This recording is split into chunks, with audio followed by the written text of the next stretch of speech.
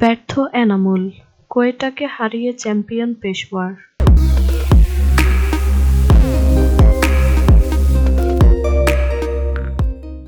Pakistan super লিগের BSL এর দ্বিতীয় আসরে কোয়েটা গ্ল্যাডিয়েটর্সকে ৫৮ রানে হারিয়ে চ্যাম্পিয়ন হলো পেশোয়ার জালামি। গতকাল রবিবার লাহোরে উৎসবমুখর পরিবেশে শিরোপা হাতে নেয় তারা। আর প্রথম আসরের মতো এবারও টানা দ্বিতীয় ফাইনালে রানার্স আপ হয়ে প্রতিযোগিতা শেষ করল কোয়েটা।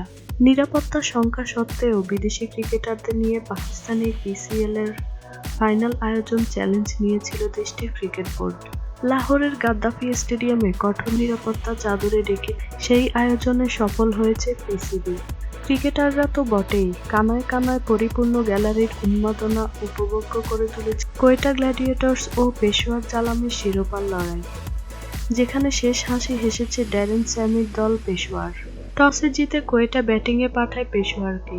ওপেনার কামরান আকমলের ঝড়ে ইনিংসে শক্ত ভিত গড়ে পেশোয়ার। ডেভিড মালানের সঙ্গে ৪২ ও দ্বিতীয় উইকেটে মরল্যান স্যামুয়েলসের সঙ্গে ৪০ রানের জুটি গড়েন তিনি। কামরান ৩২ বলে ৪০ রান করেন ৬টি ৪ ও ১টি ৬।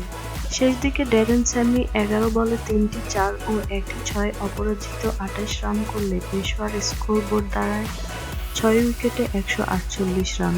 লক্ষ্যে নেমে টপ অর্ডার ব্যাটসম্যানদের ব্যর্থতা ডুবিয়ে দেয় কোয়েটার শিরোপার স্বপ্নকে। এমনকি এনামুল হকও এই ব্যর্থতার মিছিলে সামিল হন। মাত্র ১ রানে মর্নে ফন উইক আউট হলে বাংলাদেশের এই ব্যাটসম্যান মাঠে নামেন। ৯টি বল খেলে মাত্র ৩ রানে মোহাম্মদ আসগরের বলে ক্রিস জর্ডানের হাতে ক্যাচ দেন এনামুল।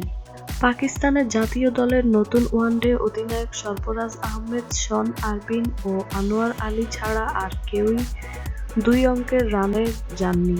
মাত্র ১৬.৩ ওভারে ৯০ রানে অল আউট হয় কোয়েটা।